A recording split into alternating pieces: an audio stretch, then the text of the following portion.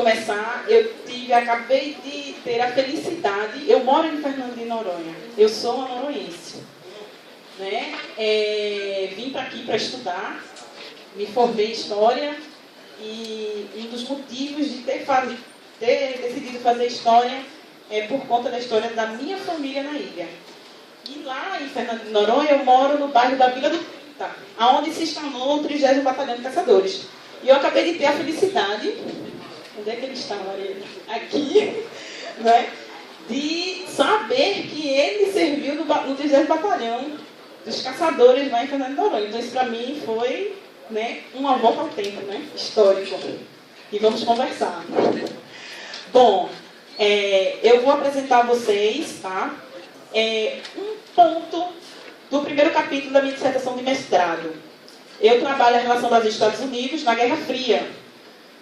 E em Fernando de Noronha, porque lá foi instalado o posto de observação de teleguiados. Contudo, para eu analisar esse período da Guerra Fria, foi necessário entender o contexto da Segunda Guerra Mundial. Né? Haja visto que os tratados interamericanos, os tratados, né, que normatizaram a política internacional, a política externa entre o Brasil e os Estados Unidos, era algo que já estava previsto no tempo da Segunda Guerra. Então, para esse evento, né, eu resolvi tratar um tópico do primeiro capítulo, que é justamente Fernando de Noronha e a Segunda Guerra Mundial. E aí, para essa temática, eu vou tratar da defesa, segurança e soberania, né, onde Fernando de Noronha está inserido. Fico muito feliz também, porque eu descobri nesse evento que eu não estou louca, não é? Que o que eu investigo tem a ver, sim, com toda a normatização e estratégia de defesa, tem a ver sim com a nossa agenda de segurança. Algo que muitas vezes me é caro na academia. Porque a partir do momento que eu falo de soberania, né, não tem como se distanciar de toda a normatização e dinamismo que as Forças Armadas no Brasil, né, no nosso Brasil, implementa e regulamenta para a defesa do nosso território. Não é? Então, isso para a academia, a partir do momento que eu venho com esse discurso, me é muito caro. Né? Ah, você está viajando, né? Enfim. E aí eu encontrei aqui, nossa, todos eles falam a mesma linguagem que eu, graças a Deus. Né? E eu acredito sim que, ao tratar de defesa, o discurso que nós estamos promovendo, esse debate que desde ontem nós iniciamos e estamos promovendo essa interação, essa troca, eu acredito que é isso mesmo, defesa, né, e segurança. Eu, ultimamente, estou fazendo doutorado na Universidade de Coimbra, né, com essa temática Brasil e Estados Unidos. Bom, fiquei feliz também com a fala do general, né, ontem da abertura, né, porque ele falou Valiente Nordestino, que é algo que a documentação que eu trabalho é o tempo inteiro falando, né? Se remete. E aí a gente, quando fala de Noronha, a gente percebe que ela está inserida nessa questão do triângulo, né, de defesa. Noronha é um ponto vital da defesa e soberania do Brasil.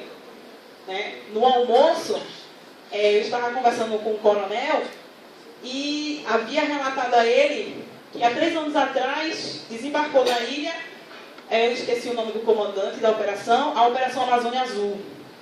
E nós, em Noronha, nós somos uma unidade de conservação, então a gente é todo restrito e normatizado, né, por uma legislação ambiental. Então a gente é proibido de tudo. Comer caranguejo, esqueça comer caranguejo, lagosta, né, tudo proibido. Tudo em prol da natureza. E aí, numa das reuniões do Conselho Gestor do Parque Nacional Marinho, a gestora, que não mais está na ilha, ela veio com esse discurso ambientalista. Né? Não, mas o aeroporto não pode ser estendido, porque tem a legislação ambiental, porque tem as tartarugas, tem os golfinhos, enfim, aquele discurso todo ambientalista. E o comandante disse veementemente: Fernando de Noronha se insere na Lei de Segurança Nacional. Na iminência de guerra, evacua-se a ilha. E é um absurdo vocês não terem um plano de evacuação. Não existe tartaruga e golfinho que esteja acima da defesa nacional. Ela ficou calada, né? Porque realmente é uma relação de estranhamento com com a gente, né, que vive lá. Mas é isso mesmo.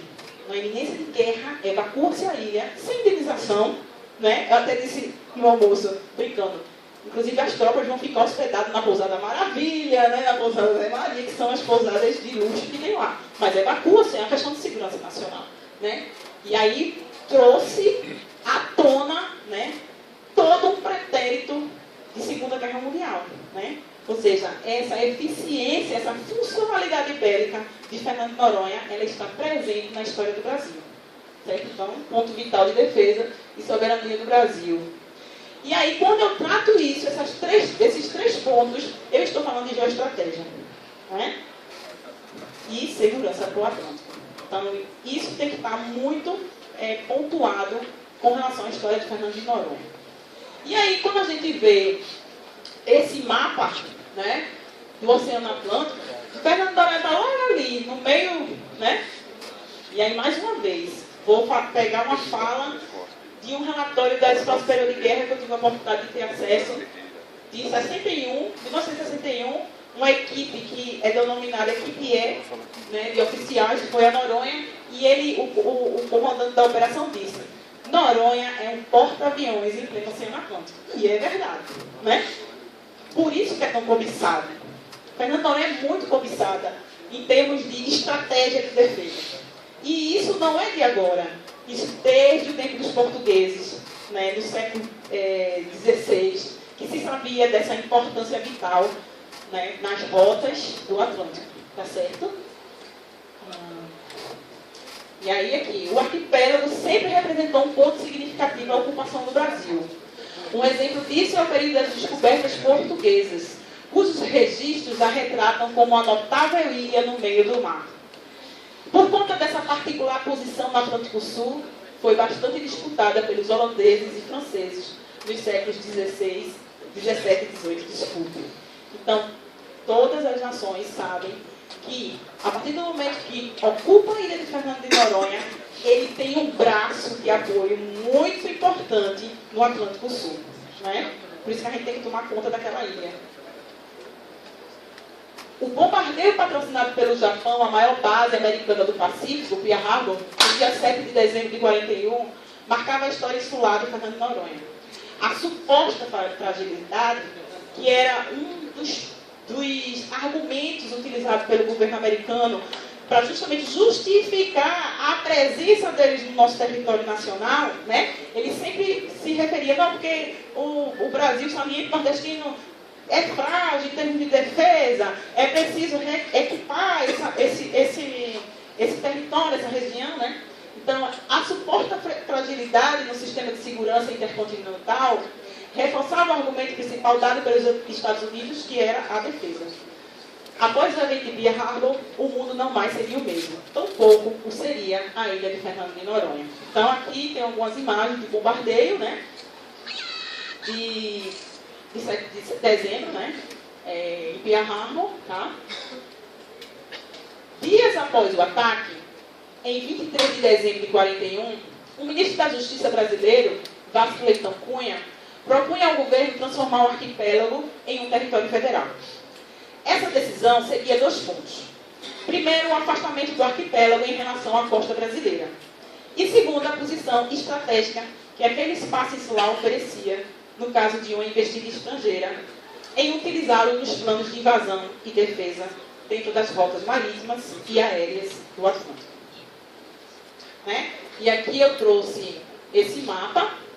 Esse mapa é de 1940, né? É uma cartografia do Oceano Atlântico durante a década de 40, onde se percebe que os portos e aerodromos de Belém, Natal, Recife, Salvador, Vitória, Rio de Janeiro, Santos, Paranaguá e Rio Grande do Sul, bem como as ilhas de Fernando de Noronha, Trindade, assumiam importância central às operações militares, como também garantiam que o tráfego marítimo e costeiro fosse seguro. Então, mais uma vez, né, um fragmento documental onde traz a importância vital, né, em termos de geoestratégia de Fernando de Noronha. Não é? Dia seguinte ao torpedeamento da base de Pearl Harbor, o delegado da DOPS de Pernambuco, Fábio Corrêa, recebia um telegrama originário da ilha de Fernando de Noronha. Nele continha informação que no dia 3 de dezembro sobrevoaram o arquipélago aviões não identificados. Isso antes, 4 dias antes do torpedeamento. Então, telegrama do comando da ilha ao comandante do 4º Exército da 7ª Região Militar, datado do dia 10. Então, ele veio informando que a gente tentou comunicação, não houve resposta, esses aviões eles não responderam ao nosso chamado, e aqui é o documento. Tá? Aí eu transcrevo. Fernando de Noronha, 8/12/41, respondendo seu rádio, datado do 5, recebido aqui tarde 6, informo dia 3 sobrevoar o arquipélago, a grande altura, aviões não foram identificados. Hoje cedo passou um avião caça levando rumo sudoeste, também não identificado. Segundo informações obtidas por funcionários que trabalham na LAT, que era justamente o pessoal que, exatamente, Maria da Lita. Eu estou nervosa, não é por causa de você não, é por causa dela, viu? Porque é difícil, viu? Falar de Noronha na Frinarieta, né, Marita? Que justamente dava todo esse arcabouço, todo esse apoio, à estrutura de comunicação, tá certo? Entre Noronha, o continente e a Europa, tá? Então, fragmento do documento, ok? Uma hipótese sobre esse documento seria tais aviões de origem americana rastreando o território nacional para detectar ou colher informações precisas da geopolítica brasileira e daí provar a ligação do Brasil com países do eixo e daí justificar e forçar o Brasil a se ligar aos Estados Unidos. Tal argumento poderia ser usado para pressionar o governo brasileiro a romper com esses países. Se isso for verdade, então, essa estratégia de pressão em cima do Brasil tinha esse objetivo, que o Brasil, tu está encurralado, tu vai ter que romper com isso. 12 dias após o incidente na base americana, o comandante da 7ª Região em Recife, o general Mascarenhas de Moraes, solicitou informações em forma de questionário ao diretor do presídio de Noronha, o coronel Nestor Veríssimo da Fonseca. E aqui é o documento. Isso aqui é o questionário, várias perguntas, querendo detalhes, e na verdade queria saber até onde a ilha, porque vale ressaltar que nesse momento nós éramos presídio, a nossa função era salvaguardar aqueles elementos considerados perigosos pela justiça. Existia, claro, uma estrutura de segurança, mas não uma estrutura de segurança para a guerra. Então, precisava-se saber até onde a ilha tinha condições de receber o efetivo militar que se pensava para Fernando de Noronha na iminência dessa guerra. Enfim, e aqui é a resposta, tá certo? Que é muito interessante, pena que a gente não vai dar para, como posso dizer, para ler esse documento, mas ele é muito interessante porque trata do cotidiano da ilha. É bacana nesse sentido. Para comandar uma tropa com 2.500 pessoas, o Exército Brasileiro resguardava o direito e a soberania do Brasil. Então, a partir do momento que se recebia esse documento, se tinha uma ideia de como planejar a ilha para essa guerra. E aí, tirava, vamos dizer, a responsabilidade da gente de ter que estar cedendo o nosso território para os americanos fazerem esse papel. E se nós vamos defender o nosso território, nós vamos defender o nosso país, Então, alojamentos, víveres, reservatórios e capacidade de abastecimento d'água, hospital, paião, material para desembarque, lugar para ancoragem, campo de aviação, desenhava a estrutura bélica montada, caracterizando o arquipélago como um ponto importante na estratégia de defesa das rotas do Atlântico frente ao cenário internacional. E assim foi que aconteceu. Noronha se transformou com a guerra. Como medida para reforçar a importância estratégica, a defesa e a segurança do Atlântico, e ainda mais prevendo essa funcionalidade, o governo brasileiro se adiantou nas ações de ocupação militar na ilha e baixou o decreto mandando e lá fosse instalada, a partir do mês de janeiro de 42, a primeira bateria independente de Búzios. No dia 25, em plenas festividades natalinas, essa era a notícia que circulava no Diário de Pernambuco. Né? Então aqui está o recorte documental provável que eu estou dizendo. Tá? Né? Então circulava essa informação que Fernando Noronha agora começava, né, a ser estruturada para a defesa e para a guerra. Como consequência da instalação da primeira bateria do cenário de guerra, já em favor da defesa hemisférica, o governo brasileiro, pelo decreto de número 4.102, de 9 de fevereiro de 42, transformou o arquipélago em território federal. A missão atribuída a Fernando Noronha era a segurança e defesa tanto do país como do hemisfério ocidental. E aí a gente novamente volta para a questão da importância de Fernando Noronha dentro desse contexto do Atlântico Sul. No meu doutoramento em Coimbra, é muito interessante porque os portugueses eles têm uma vasta bibliografia e uma vasta produção, né, acadêmica e historiográfica, enfim, sobre o Atlântico Norte. E o que eu fiquei mais surpresa foi o interesse deles justamente por essa história do Brasil. Porque a nossa história brasileira, voltada para a guerra, está muito, infinitamente, pelo menos na minha visão, né, ligada à importância da defesa do Atlântico Sul. E o Brasil, como a grande nação do Atlântico, da parte sul da América, né, tem essa responsabilidade. Né? E uma vez numa reunião lá na universidade, o meu orientador, ele trabalhou muitos anos na comissão mista Portugal, na comissão do Tratado do Atlântico Norte, né? Ele, durante muitos anos, ele fez parte. E ele disse uma coisa assim, ele fez, agora nós vamos tomar conta do Atlântico inteiro. Vamos saber tudo do Norte e agora do Sul. Por conta justamente do trabalho, né, de guerra e dessa história militar que a minha tese suscita, né? Então, é uma importância mesmo, sabe? A gente, às vezes, deixa um pouco de lado, né? O brasileiro, às vezes, deixa um pouco de lado o interesse pela história do Brasil, nesse sentido da história militar mesmo, de defesa, mas é muito importante a gente saber, né, que é nossa defesa, né, nossa identidade brasileira. Em Fernando de Noronha, o que se sabia era que o Brasil está enfrentando um inimigo alemão e que a ilha era considerada área de segurança e defesa. Para tanto, a preocupação era expressada no telegrama enviado ao delegado da DOPS, Fábio Corrêa, sobre o espaço aéreo, relatado no início, pode ser tomada como um desses rastros. A construção da base aérea, que mais tarde seria ocupada pelas forças americanas, começou no momento da chegada dessas primeiras tropas do Exército Brasileiro. A PANAIR, né, Pan American Airlines, do Brasil, ligada ao ADP, Air Development Program, foi a empresa responsável por esses trabalhos. Então, em fevereiro de 1942, o governo dos Estados Unidos solicitou licença ao Brasil para elevar o número dos seus contingentes no Nordeste.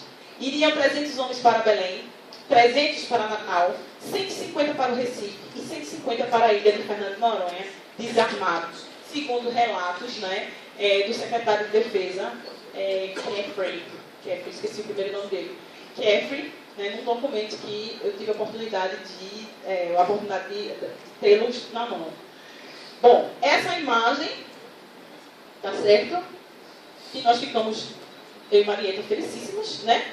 Porque no segundo tempo da prorrogação, da decisão do Campeonato Mundial, a gente recebeu essa foto, né, e antes de mandar para impressão os painéis do museu. E nós acabamos de reabri-lo, né, o Museu de Fernando de Noronha, e tem uma parte que fala sobre a presença americana, todas as presenças.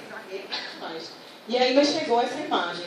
É uma das poucas imagens coloridas que nós temos do período americano, né, Marieta? E aí está a informação, né? A bandeira brasileira e americana, simbolizando justamente essa relação, né, entre Brasil e Estados Unidos. O interessante é que os relatórios que tratam da presença americana em Fernando de Noronha era determinado pelo comando americano, né, pelo alto escalão, que eles não se misturassem com os locais na ilha, que isso não acontecia, porque nós estamos isolados numa ilha e a gente também tem que montar estratégias, né, para desopilar, né, entre aspas, né, para relaxar, porque senão você enlouquece isolado. Eu, pelo menos, não enlouqueço não, adoro estar em Noronha. Mas, né, você está isolado, você precisa de uma fuga, você precisa se confraternizar com as pessoas, né? Isso não acontecia. Tem relatos interessantíssimos desse dia a dia americano lá em Noronha. Aqui, novamente, uma outra, né? Essa é a pista do aeroporto, que não é a mesma pista que nós utilizamos hoje, né? Essa pista, ela vai ser alterada em 57, quando os americanos vão novamente à ilha, porque os americanos, vou reforçar a fala de Marieta, que é uma coisa, falou de americano, de Noronha, sempre se confunde, acha-se que os americanos só tiveram na Segunda Guerra, né, Marieta? Se confundem o tempo inteiro. Tivemos duas presenças, na verdade, várias presenças americanas, né? Mas as mais contundentes, tivemos duas presenças efetivas em Fernando de Noronha. A da guerra, que é essa estrutura aqui montada, tá? Que são esses galpões enormes, e o da Guerra Fria, que eles, vocês estão vendo esse pontinho aqui?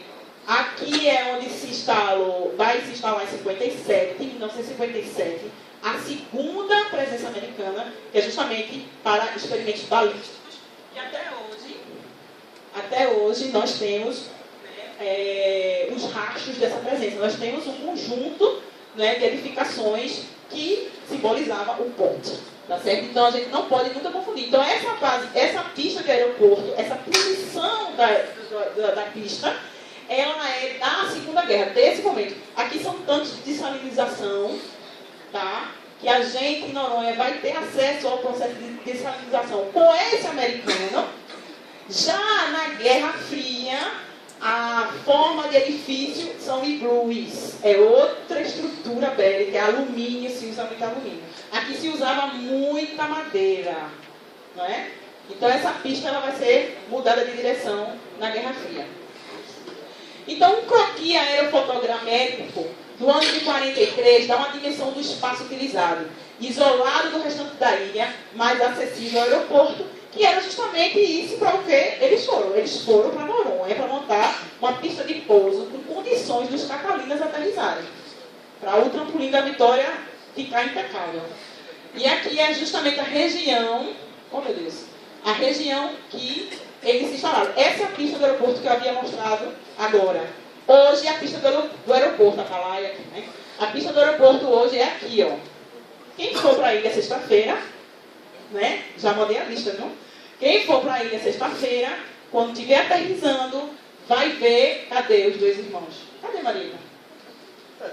Peraí, Atalaia. Ah, não, é porque a gente usa lá. Vai ver os dois irmãos aqui, tá certo? O avião não vai passar direto não, porque se ele passar direto, todo mundo vai cair na praia da Atalaia, tá certo? Não vai passar direto não. Pronto, hoje a pista do aeroporto, ele vai em direção aqui à praia da Atalaia, tá ok? Oh. E aqui a base, né, que Marieta mostrou ontem. Não vou demorar muito nessa imagem. Aqui. No mês de fevereiro de 44, a base americana montada já se encontrava apta ao uso. No dia 16 de fevereiro, especificamente entrava em uso experimental a nova rota aérea de Natal para a África. Os C-47 do Exército, utilizados para essa missão, em vez de voar em direção a Robertsfield, na Libéria, via Ascensão, passariam a fazer a rota Natal-Fernando de Noronha para pernoitar em Fernando de Noronha, reabastecer e seguir para Dakar, né, chegando ainda com combustível suficiente para 3 ou 4 horas de voos. Né? Aqui é uma esquadrilha, isso faz parte do nosso acervo. Mariana também se lembrou dessa foto. Eu tenho uma foto dos aí, vamos pegar as caixas, as caixas aqui é foto, viu? São mais de 100 mil fotos. E encontramos aqui o Zé e a Marieta, no programa Resgate, né, o qual Marieta durante 30 anos vem coordenando. E aí é o Esquadrão Catalina, né? Justamente nessa pista de aeroporto, tá? Essa é uma outra foto que me foi dada por um filho de um ex-comandante, né? Ele sobrevoando, aqui é o Pico, né? Ele sobrevoando, eu acho linda essa foto, vai ser a capa da minha tese, se Deus quiser. Né? Sobrevoando a ilha. A partir de outubro de 44, os norte-americanos começavam a retirar-se dos espaços cedidos pelo governo brasileiro às suas instalações. entregando a responsabilidade da defesa do Atlântico Sul aos próprios brasileiros. No último dia do mês de maio de 45, o Atlântico Sul não era mais considerado área de combate. E ao final de julho, o fechamento das instalações da Marinha Americana no Brasil estava praticamente completo. Aqui são mais algumas imagens. Maria, estou pedindo licença, viu? Também do projeto Resgate, né? Que nós temos, dos nossos militares brasileiros, lógico. Quem for para Noronha, talvez a gente vai ter a oportunidade de ver ainda, né? Existem alguns pontos da ilha que essas trincheiras, trincheiras, né? Elas ainda estão intactas, né? Você ainda percebe os corredores que ligavam uma à outra, né? Vamos ver se dá tempo, porque são algumas horas vocês vão passar lá, né? Tem que passar uma semana, não é verdade? A gente ainda percebe, né, os corredores que ligavam uma trincheira a outra. Inclusive, eu espero que realmente dê para levar vocês, porque tem uma que eu estou curiosa. Quando chegar lá, isso aqui é tal coisa, vou tirar minha dúvida. Essa história ainda, ela precisa ser contada, né, Marieta? E o que mais dói para mim, Marieta, porque na verdade Noronha é uma causa, Marieta sempre diz isso, eu demorei um pouquinho a entender, mas Noronha é uma causa. Dói muito nos livros de história, né, que está nas escolas, os meninos não se fala de Fernando de Noronha. O que se fala de Fernando de Noronha para as escolas é o paraíso, né? É muita questão ambiental. E a participação de Fernando de Noronha na história do Brasil? Ela foi fundamental, né? Em todas as revoluções, Noronha foi um filtro social. Para lá foi banido muita gente que é considerado desordeiros, né? Tem essa questão da estratégia, a importância de geoestratégia, de defesa, Noronha está lá. E não se fala isso. Eu fiquei abismada com a apresentação anterior à minha sobre os pracinhas que foram para a Itália e conseguiram render, né, dois núcleos, né? Gente, isso tem que estar nos livros de escola. Porque os livros escolares, quando a gente lê Segunda Guerra, que vai os pracinhas para a Itália, parece que os militares brasileiros eram bucha de canhão, estavam lá de frente. Né? Isso tem que vir à tona, sabe? Tem que chegar a pessoa comum, assim, feito eu, vamos dizer. Sabe? Tem muita coisa que a gente precisa mexer. A história em Noronha é algo incrível, sabe? Incrível. Não se fala da importância de Noronha para nada. Bom, aqui nós vamos, quem for sexta-feira, né, vai ver essa ruína, esse resto de artilharia, não é isso? De artilharia, né, que fica lá para o lado dos dois irmãos, Baía dos Porcos, tá? Aqui é uma outra foto, né, dos armamentos, né, com o grupo. Provavelmente essa foto é do Alto da Floresta, será? Ou não, é ali na Quixaba, né? Morro do Curral, que a gente infelizmente não vai, Morro do Curral é muito difícil de chegar, né, e a gente não vai poder ir. Mas essa daqui dá para ir, por favor, quem for, vá de calça ou de tênisinho, porque tem muito burra leiteira, né? Vale ressaltar, muita burra leiteira. Vocês sabem o que é a burra leiteira? A burra leiteira... Estou dando uma capacitação na aranha. A burra leiteira é uma planta, tá certo? E a folha dela é toda cheia de dentinho, toda, né, cheia de dentinho. Solta um pó que queima ou cega, tá? E para chegar aqui a gente vai passar de burras leiteiras. Então vamos protegidos, tá? Só para dar uma dica para vocês, tá? Ah, vocês são militares, né? Então não está preparado para a guerra, então não precisa, né? Bom, e tem esse documento que eu relutei, mas eu acho que eu tenho que mostrar também. Esse documento é também do acervo da DOPS. Encerrou meu tempo, foi? O documento da DOPS, e ele me foi muito curioso, né? Foi um documento também que eu usei na minha dissertação de mestrado. Porque até então, algo que eu fui buscando nas narrativas, até de militares mesmo, de memória, né, como o Guardando o Céu no Trópicos, o Major Ibiribe e outros que vêm narrando sobre a guerra em Fernando de Noronha, e aí eu me deparei com esse documento. Ordem de operação número 1. Situação. Aviões inimigos sobrevoam a ilha e lançam bombas, visando de preferência as regiões da Vila Getúlio Vargas, Porto de Santo Antônio, ambulatório misto, usina, oficinas e quartel do 30º Batalhão de Caçadores. Tá aí. Foi assinalado na frente sul da ilha a aproximação de um comboio PV/2, que eu não sei o que significa isso, posto de vigilância. Tendo o posto de vigilância, obrigado, 4, né? Porque ali é o 2, aqui é o 4, no Morro Francês. E é interessante, olha só como todos os pontos utilizados até hoje para comunicação, né, Marieta? Morro Francês foi utilizado na Segunda Guerra, foi utilizado pelos americanos na Guerra Fria para instalar lá o radar deles. Morro Francês é altamente estratégico, né? Assinalada a presença de um navio somente. Na frente da ilha, nada foi assinalado. Parece que o inimigo orienta os seus meios para um ataque à frente sul da ilha, face ao QRT, quarto Cartel da Costa, né? Missão do destacamento: reparar as estradas eventualmente danificadas, reserva do comando, passando à disposição do comandante. Então, assim, esse documento mostra, veja só, esse documento é de 42, assinado pelo capitão Zenon, né? Então, veja só, 42, nós já estávamos estruturados para uma iminência de guerra. Se lançaram bombas ou não, eu não tenho a informação do que aconteceu pós esse documento, né?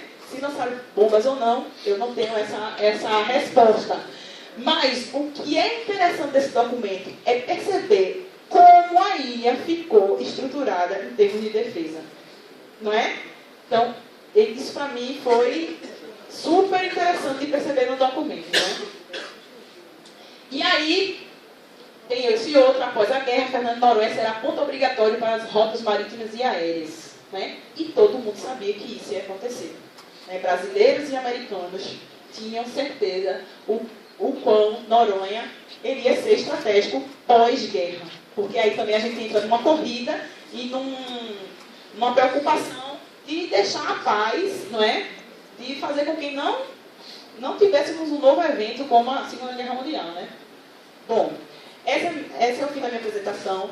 É só um ponto, tá? Isso aqui só foi um ponto do que eu venho tratando no capítulo que tem 52 páginas, né? Eu não tinha como tratar 52 páginas sobre a Segunda Guerra aqui, né? Provavelmente, daqui para o final do ano a gente vai estar lançando, né, o livro pela editora da Universidade Federal. Já está tudo pronto, é só mesmo uma questão de parque gráfico. E muito obrigado pela oportunidade de estar aqui falando para vocês, tá ok? Obrigado.